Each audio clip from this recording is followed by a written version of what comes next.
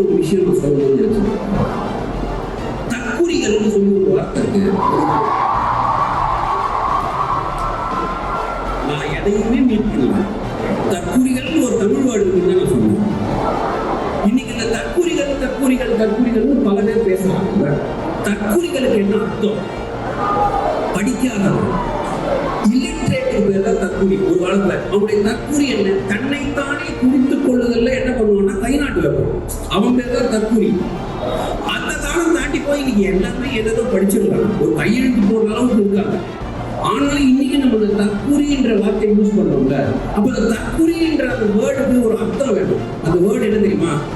புத்தகங்கள் படிக்காமல் தன்னுடைய வாழ்க்கையை ஓட்டுபவர்கள் தற்குறி.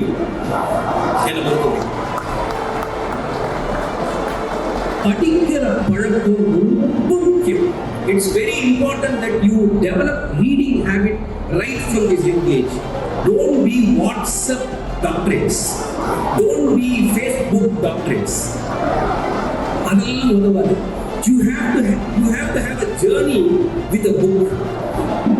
You have to have a beautiful journey with a book. புக்குடைய மிகப்பெரிய பயன் என்னன்னா, it will make you think.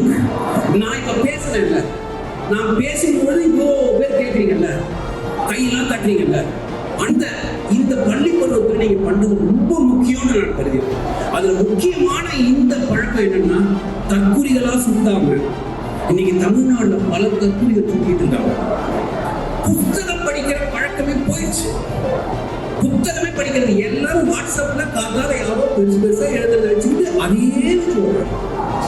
அரை முறையமா ஏதாவது ஒரு ஹெட்லைன்ஸை படிச்சுட்டு அதை பத்தி 2 மணி நேரம் பேசுறாங்க. உள்ள போய் படிக்கிற பழக்கம், படிப்புன்றது வந்து தானா வராது. எஃபர்ட் எடுத்தாதான் படிப்பு.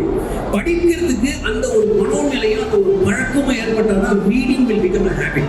Or else you may know the language, you may understand the meanings of words, but you can never become a person who gets into the habit of reading.